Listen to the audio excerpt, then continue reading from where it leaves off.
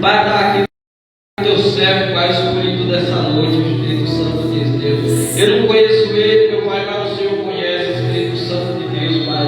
Pai, eu creio que ele está com a palavra revelada, o Espírito Santo de Deus, meu Pai. Que ele venha trazer, meu Pai, para o teu povo. O teu povo ele está necessitando, Espírito Santo de Deus, meu Pai. Para que ele venha ter o crescimento, Espírito Santo de Deus. Para que ele venha se estruturar. Para que a gente venha ter estrutura, meu Pai. Espírito Santo de Deus, vai sondando o coração dele, vai visitando a família dele, Espírito Santo de Deus, vai visitando o ministério dele, meu Pai. Vai dando estrutura espiritual, meu Pai, para a vida dele. É um canal de bênçãos. Eu sou por eu chegar onde eu cheguei. E também eu sou grato aos meus líderes e a todos aqueles que me ajudaram e ainda me ajudam. Como também sou grato ao povo que vai morar no céu. Quem é que vai morar no céu? Deu glória a Deus. Oportunidade através da serva e filha dele, mulher usada por ele, que é a pastora Cristiana. Também tenho meu amigo ali, irmão em Cristo Jesus, né? O missionário Benedito. Sou grato também pela vida do Senhor, meu irmão. Que Deus continue abençoando grandemente a vida do Senhor, o ministério, a sua família e aquilo que o Senhor não alcançou. Creia que essa noite o Senhor irá alcançar em nome de Jesus. Não só o Senhor, como todos que estão aqui em nome de Jesus. E a palavra que Deus colocou no meu coração confirmou aqui, confirmou na oração que teve e confirmou até no louvor agora, né? Sobre que nós somos raridade, nós somos preciosos aos olhos de Deus. Está em Marcos capítulo 5, uma palavra muito conhecida, mas a palavra de Deus, ela sempre se renova, ela sempre tem algo para nos tratar, para nos exortar, para nos dar o crescimento espiritual. Na minha Bíblia aqui diz: a cura do endemoniado gera zelo. Porém, eu vou dar um tema essa palavra aqui. O tema é o quê? Uma alma preciosa na mão de Jesus. Então, cada um de nós somos uma alma preciosa nas mãos de Jesus. Essa confirmou até no louvor que foi louvado aqui agora há pouco de Anderson Freire, raridade. Amém?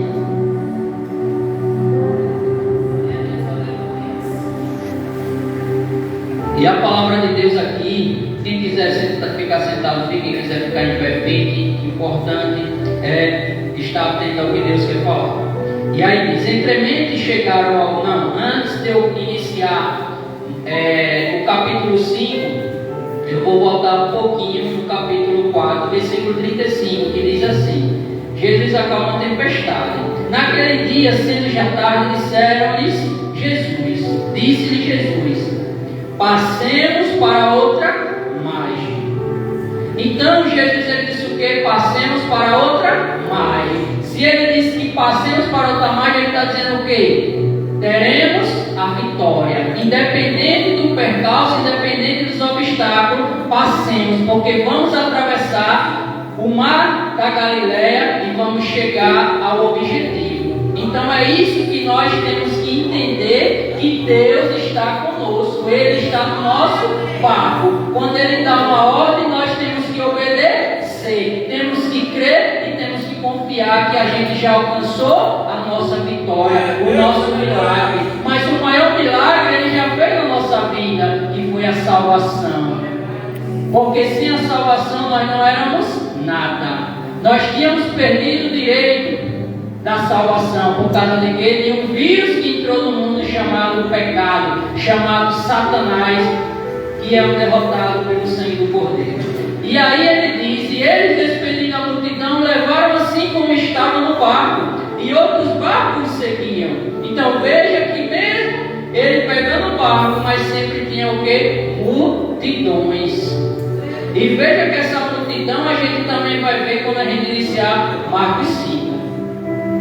O levaram assim como estava no barco, e outros barcos seguiam. Ora, levantou-se grande temporal de vento, e as ondas se arremessavam contra o barco, de modo que o mesmo já estava a encher-se de água. Veja, Jesus ele já sabe o que vai acontecer. Por isso que ele disse o quê? Passemos, porque chegaremos do outro lado. Mas ele já sabia que no percurso ia ter o que? Ondas, ia diferente na minha e na vida de vocês. Todo dia nós enfrentamos tempestade, enfrentamos obstáculos. Pode sentar, igreja. Enfrentamos os problemas. Então ele já sabia o que ia acontecer. Então ele já nos prepara, já fortalece o que? O nosso coração. Eu estou com vocês. Não temas, porque vamos chegar ao objetivo. E continuando ele diz: e Jesus estava na popa, dormindo sobre o travesseiro. Eles o despertaram e lhe disseram: Mestre, não te importa que pereçamos? E ele, despertado, repreendeu o vento e disse ao mar: acalma-te, emudece. O vento se aquietou e fez-se grande bonança. Veja, Jesus disse o quê? Repreendeu o vento e ele acalmou e calou o mar e o vento. Então, mas a gente vai falar com as coisas. Se esse microfone ele não estiver ligado em uma energia, não tiver pilha, não tiver bateria, vai sair minha voz? Não. Se você microfone para, ele vai falar? Não. Então a gente não fala ou não repreende a coisas, a gente repreende e fala a pessoas, porque Jesus estava vendo o que estava acontecendo. Quando ele disse que ele repreendeu, ele estava repreendendo o quê? A multidão. Mas para a multidão de pessoas? Não, de potestade, principados, demônios que os discípulos não estavam percebendo. É tanto que ele diz o quê? Então ele disse: por que sois assim tímidos? Como é que não tendes fé? Veja que Jesus ele nunca disse que nós não temos fé. Ele disse o quê? Que aqueles tinham pouca fé. Ou seja, Jesus estava dizendo: vocês andam comigo, vocês comem comigo, vocês dormem comigo, mas vocês não aprenderam ainda a colocar em prática a palavra da salvação, a palavra que vence todos os demônios, todas as barreiras que querem atrapalhar a nossa vida. Para mim chegar aqui foi uma tempestade, mas eu cheguei, graças a Deus. E essa semana foi terrível, quase que eu poderia nem estar aqui hoje pregando, mas Deus é misericordioso na minha e na sua vida, porque o diabo tem uma fúria tão grande com nós que carregamos o nome de Jesus. Eu vinha do conjunto João Alves, fui colocar comida para os gatos lá na casa que era dos meus pais, que agora é herança minha da minha irmã, e quando eu estou voltando, uma caçamba veio numa direção errada, ia atropelar o rapaz e ainda ia me atropelar, mas graças a Deus nem pegou o rapaz, nem me pegou. E antes da caçamba, uma moto já tinha passado entre um carro e eu no meio, e eu parei. Eu disse: meu Deus, eu não estou acreditando no que está acontecendo. Mas ali eu já entendi o que era que estava acontecendo no espiritual. E depois que eu cheguei no Santos Dumont, indo para o Bugio, a corrente caiu. E quando ela caiu, eu bati essa minha perna perto do joelho aqui no punho da bicicleta, que está até o hematoma aqui, ainda está um pouco inchado e está dolorido. Eu disse: misericórdia, o diabo está revoltado mesmo, mas você é derrotado. O sangue de Jesus já me cobriu, já me lavou, já me remiu, e você não tem poder sobre a minha vida. Então, igreja, a gente tem que ter a autoridade de Deus dentro da palavra. A gente não pode se curvar diante dos problemas, diante das tempestades. A gente tem que fazer o quê? Declarar a palavra e dizer: problema, você já foi vencido. Doença, você não pode habitar no meu corpo. Câncer, AIDS, qualquer doença, você não pode estar na minha vida, no meu corpo. Por quê? Porque o meu corpo é templo do Espírito Santo. Diabo, você não pode ficar na vida do meu filho através das drogas, da cachaça. Você tem que bater em retirada. Então a gente tem que usar as mãos, interceder. A gente também tem que usar a autoridade de Jesus dentro da palavra. Nós não podemos ser covardes, sermos tímidos, porque os tímidos e os covardes não entram no reino de Deus. Está escrito em Apocalipse. Ele nos deu o quê? Como ele diz aqui, ó, eu sei falar, mas eu já marquei aqui. 1 Timóteo não precisa abrir não, 2 Timóteo capítulo 1, versículo 7. Porque Deus não nos tem dado espírito de covardia, mas de poder, de amor e de moderação. Então Ele nos deu um espírito de quê? De ousadia, de homens e mulheres valentes, com a espada na mão. Que espada é essa? A palavra de Deus. E repreender o que tem que ser repreendido, e mandar embora o que tem que ser mandado embora, e não a gente se acovardar e acordar o mestre como os discípulos fizeram. Eles estavam com o mestre, eles tiveram o privilégio de estar, que nem a minha irmã está aqui do meu lado, eu estou vendo, ela está me vendo, de comer com ele, de andar com ele, de ser instruído por ele, cara a cara, face a face, com o próprio Deus. Mas eles mesmo assim ainda estavam despercebidos. E quantos de nós estamos dentro da casa de Deus despercebidos? E muitas das vezes as coisas estão acontecendo e a gente diz assim, é o diabo, a gente fica só dando que audiência a quem não é para dar audiência ao diabo. Porque a gente tem que ter um discernimento espiritual, tem que saber separar o que é do homem, o que é do diabo e o que é de Deus. Nem tudo é o diabo. Tem coisas que a gente mesmo que está buscando, a gente mesmo que está plantando, então a gente vai colher. E o diabo ele só quer o quê? Uma brecha para poder fazer o que mais ele sabe fazer, que é roubar, matar e destruir. Mas aí os crentes, os cristãos ficam só dando ênfase ao diabo. E tem situações que é o próprio Deus que está nos provando para ver até onde nós chegaremos, até onde nós suportaremos as dificuldades, para saber se realmente a gente está com Ele e se a gente realmente está acreditando nele, confiando nele. Mas tem muitos que só querem dar glória a Deus, aleluia. A gente tem que dar glória a Deus e tem que dar aleluia, porque a glória é dele, a aleluia é dele. Mas a gente também tem que ser exemplo de Deus na terra. Jesus chegou aqui, nessa terra, como a gente vai ver ele chegando em uma terra. Então, se ele chegou nessa terra e a terra simboliza eu e vocês, então aonde a gente chegar, o mal tem que bater em retirada. Aonde a gente chegar, a boca de fundo tem que sair. Por quê? Porque chegou o reino de Deus. João Batista disse: arrependemos que é chegado o reino de Deus. Então a gente somos o João Batista. Jesus falou a mesma coisa. Mas eu vejo crentes se acovardando. Eu fui evangelizar, eu amo evangelizar. Tive a oportunidade de vir aqui evangelizar com os irmãos aqui. Senti no coração, Deus me direcionou e eu vim. Falei com o meu irmão lá, disse: irmão, um dia eu vou lá evangelizar. E vim, graças a Deus. Então eu fui evangelizar lá no Porto Dantas.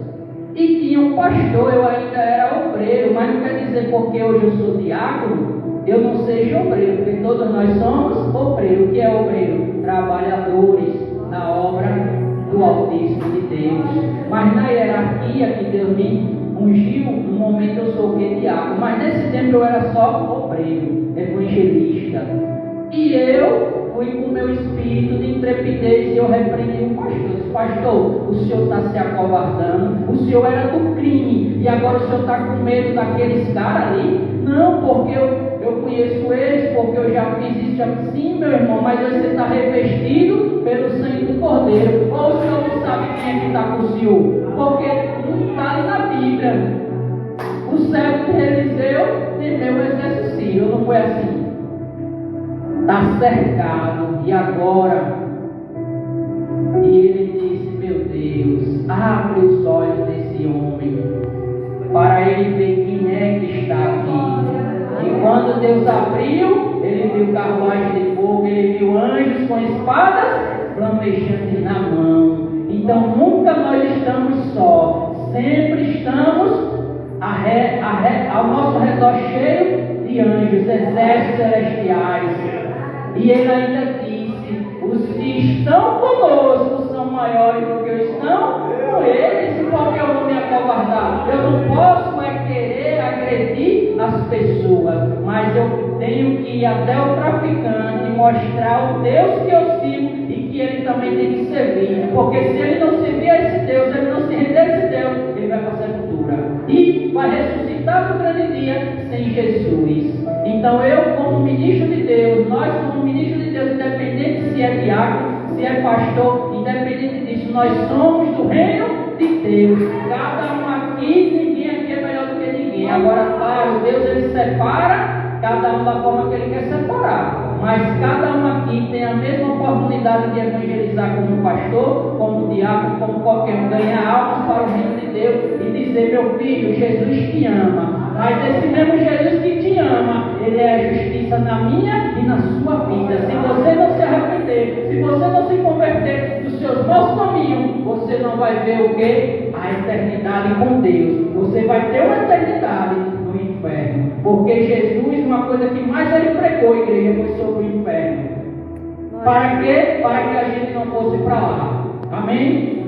E aqui, entrando agora na palavra, e ele falou, né? E eles, possuídos de grande temor, diziam uns aos outros: quem é este que até o vento e o mar lhe obedece? Então, muitas das vezes, a gente diz que está com Deus, que está servindo a Deus, mas a gente não conhece esse Deus. Veja que ele não conhecia Deus, ele estava com Deus, igreja, lado a lado, mas eles não conheciam Deus.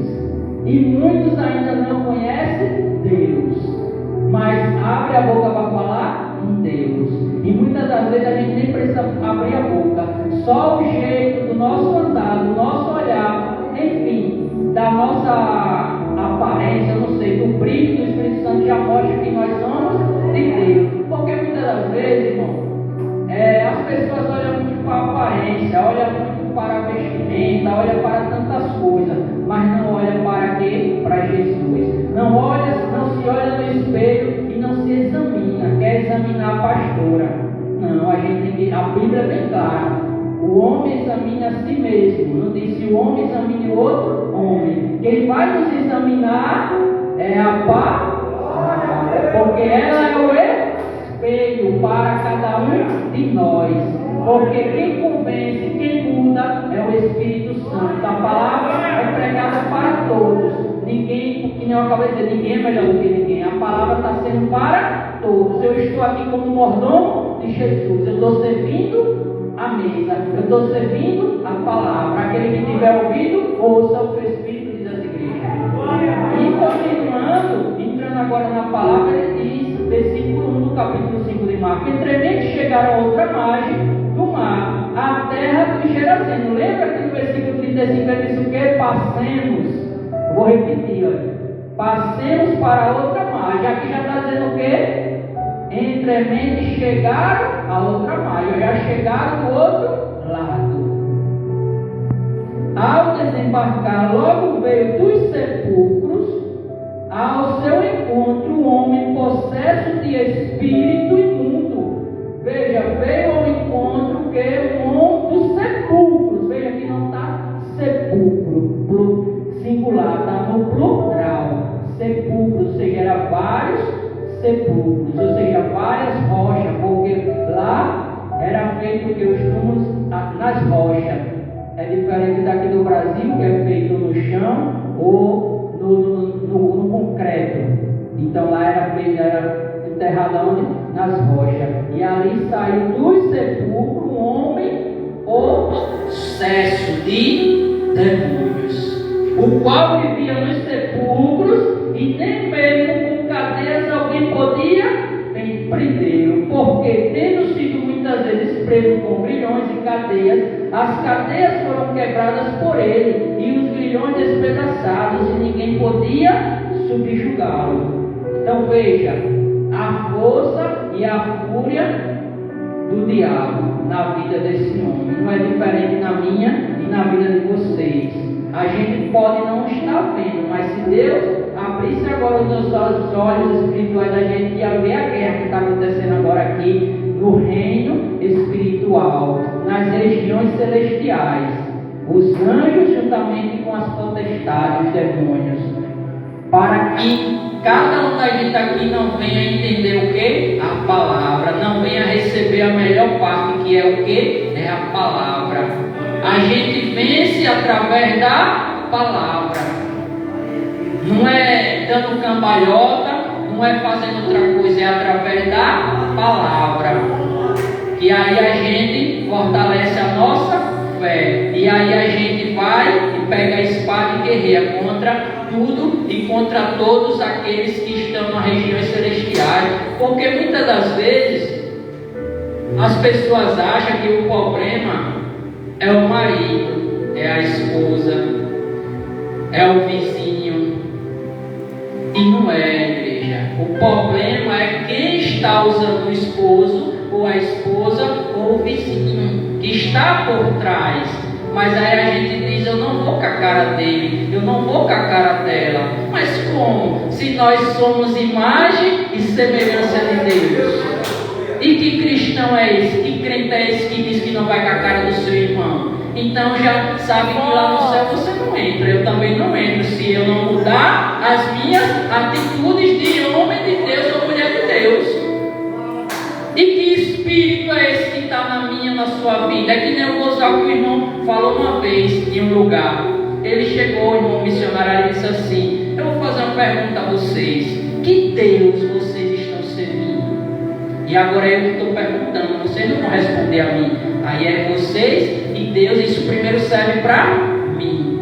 Porque o que eu lanço daqui para aí também volta daí para aqui. Tem pessoas que acham, o pregador, ele está falando tanta coisa ali, está me machucando. Não, irmão, a palavra primeiro vem para mim. Quem tem que se consertar é quem está no altar primeiro. É do altar que serve para vocês. Quem tem que se consertar primeiro é a pastora. Glória a Deus. Não é assim, pastor? Eu estou mentindo, eu estou falando outra coisa que não tem na Bíblia.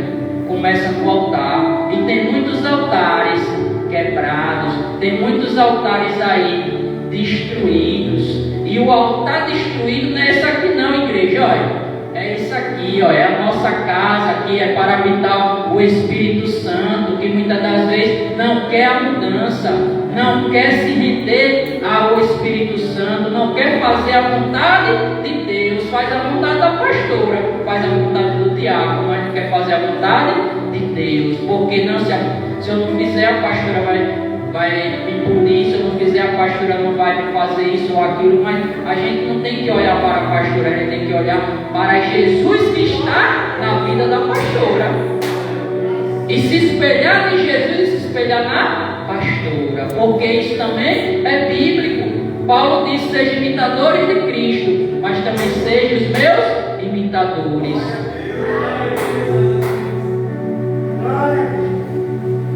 E aí, continuando, diz: andava sempre de noite e de dia, clamando por entre os sepulcros e pelos montes, ferindo-se com pedras. Veja, um homem possesso de demônios, ele se feria com rochas, com pedras, igreja.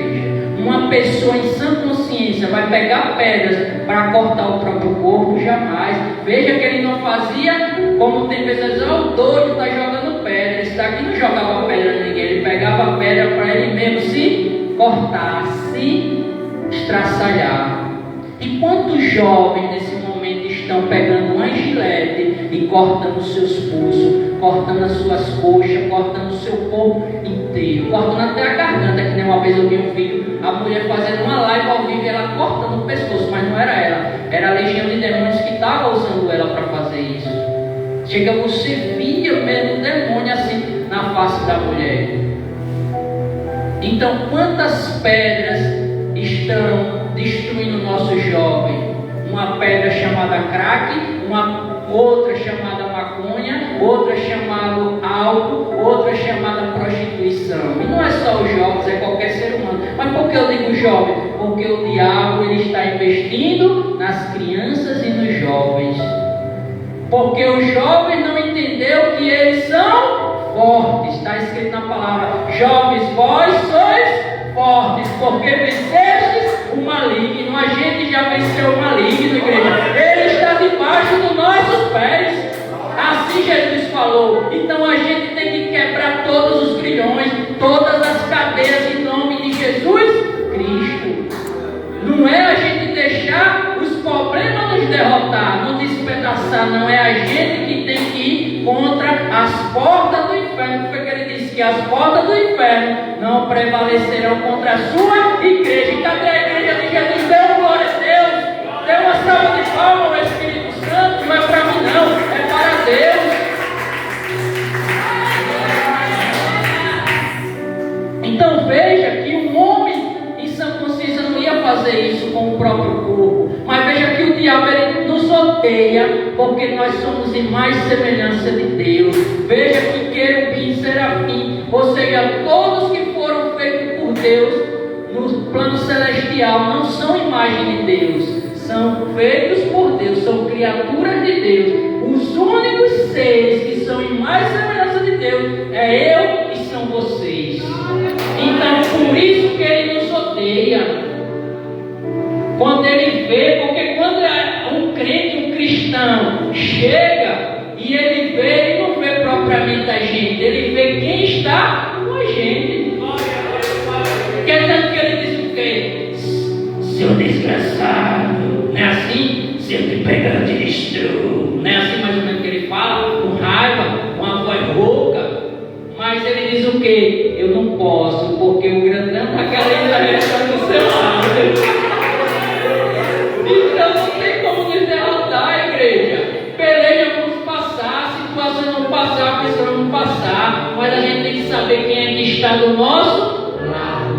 É aquele que já venceu tudo e todos. E o único inimigo a ele abater não é o diabo, é a morte. Porque ele odeia a morte. Está lá, Paulo falou. O último inimigo a ser aniquilado é a morte, não é o diabo. Porque o diabo já está julgado. É tanto que a morte em Apocalipse diz que vai chegar o tempo que as pessoas vão querer se matar. E não vão, e a morte vai fugir deles. Olha que tremendo. A pessoa bota uma corda no pescoço para se matar e não vai conseguir se matar, porque nem a morte quer ele mais. Por que não quer ele mais? Porque o trabalho da morte era o quê? Separar o homem de Deus.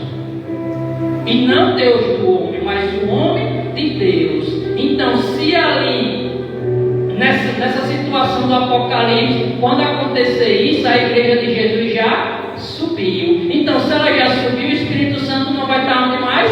Na terra. Porque nesse momento ele está onde? Na região celestial, ele está na terra, fazendo a obra do Pai, de Jesus. Mas quando a igreja sobe, ele também sobe. Porque Jesus disse o que? Eu não deixarei vocês órfãos, eu enviarei o Consolador. Então a gente tem um Consolador, independente da situação que vocês passaram ou estão passando ou venham passar, entenda, vocês têm um Consolador. Não vá com a rede social, Facebook, ou WhatsApp, ou qualquer rede, ou para a casa vizinha, falar a sua vida, não. Contar o que você está sentindo, o que você está passando, não. Conte para o seu Consolador, o Espírito Santo. Diga a ele, se derrame na presença dele, diga, eu estou assim, assado, e o que o Senhor pode fazer por mim? E não contar a sua vida a quem não pode lhe ajudar. Claro, a gente vai a pessoas que são de Deus, como a gente tem a pastora. Então não é nada demais a gente chegar, pastora, está acontecendo isso, porque ela é uma ministra de Deus, é uma pessoa capacitada por Deus e a cada dia vai sendo capacitada. Então ela tem autoridade de Deus para o quê? Para nos acolher, nos abraçar e falar aquilo que Deus der a ela para falar. Um abraço e a palavra. E até uma revelação, uma visão, enfim, aquilo que Deus vai querer usar a mulher de Deus naquele momento. Mas o objetivo é a gente ir a Deus, ao Espírito Santo. Porque a pastora, ela não vai estar 24 horas no ar, porque ela também é um corpo. Nós somos um corpo, uma alma e um espírito. E o corpo precisa descansar. Mas aquele que nunca toscaneja, aquele que nunca dorme, está de prontidão, está de pé 24 horas. E é o Senhor nosso Deus. Só que muitas das vezes a cama não deixa a gente ter uma intimidade com Ele. A carne, melhor dizer, não deixa o colchão ali. E aí diz, por que eu estou passando por essa situação? Por que esses demônios estão incomodando a minha casa ou a minha família? Porque você está ouvindo a palavra está sendo pregada, a pastora está direcionando através do Espírito Santo que vocês devem fazer, mas vocês não estão fazendo, não estão colocando em prática. Veja que aqui tem muita gente, mas nem todos recebem a bênção. Isso é bíblico. Veja que numa multidão apareceu um homem, se prostrou diante de Jesus, chamado Jairo. Mas depois veio uma mulher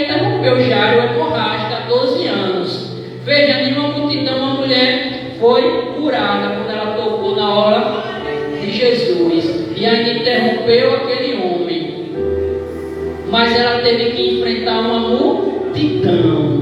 Mas quantos estavam ali empurrando Jesus e aquele alvoroço? Mas é tanto que ele disse assim: alguém me tocou. Então, igreja, a gente tem que saber tocar em Jesus, em Deus. Não é apertar. E aí os discípulos disseram: mas tanta gente aqui apertando, comprimindo. O Senhor me perguntar quem tocou. Veja que os discípulos ainda estavam despercebidos, igreja. Uma coisa é eu tocar, outra coisa é eu empurrar. Jesus disse: alguém me tocou. Tocou, ele sentiu. Mesmo que não tocou a pele dele, mas tocou na veste dele. Ele sentiu que alguém tocou, não empurrou. Então é diferente. E ali também depois teve a situação daquela filha daquele homem. Então Deus, ele sabe o problema que eu e você está passando, mas a gente tem que saber como tocá-lo, como ir até ele, porque o véu já foi rasgado de cima para baixo. Hoje qualquer um tem acesso a Deus. Antes a gente tem que ir à pastora, para da pastora ainda sacrificar um animal nas condições que a gente tinha para poder chegar a Deus. E hoje não, hoje qualquer um de nós temos acesso a Ele. Só que muitas das vezes o celular não deixa ter acesso a Ele, a televisão, as redes sociais, a fofoca, a conversa do disse-me-disse. Deixa de olhar para Deus para olhar para o que não era para estar olhando. Agora eu estou dizendo que a gente não tem que mexer no celular, jamais, que eu não sou hipócrita, porque eu também tenho um celular. Mas a gente tem que saber usar o celular, saber distribuir as 24 horas que Deus nos deu no dia, distribuir, separar. Tem pessoas que dizem assim: ah, não quero servir a Deus não, porque eu não vou poder jogar o futebol. Quem disse a você que Deus proíbe você de jogar futebol? Deus não quer que você fique escandalizando no futebol, falando palavrão, bebendo, se drogando. Aí não, mas o futebol é saudável para qualquer um que queira jogar o futebol, como vôlei, como ir a uma praia. Deus nunca combinou isso. É porque as pessoas que muitas das vezes não têm sabedoria, cristãos que não têm a sabedoria e dizem: ó, isso é proibido, você não pode, você não pode, você não pode. Então a gente está o quê? Em vez de a gente trazer as pessoas para o reino de Deus, a gente está afastando as pessoas cada vez mais para o reino das trevas. A Bíblia diz que o mundo jaz no maligno, já está morto nele. Mas só que o controle está na mão de Deus. E Ele só toca na nossa vida se Deus permitir. E continuando diz: quando de longe viu Jesus, correu e o adorou. Veja, quando ele viu Jesus, ele já o quê? Se prostrou, ele já o adorou. Quantas pessoas ficam adorando uma estátua, uma parede, idolatrando um pastor, diácono, presbítero ou qualquer ser humano, um filho, uma filha, mas não se prostra, não adora aquele que é merecedor de toda adoração, que é Jesus.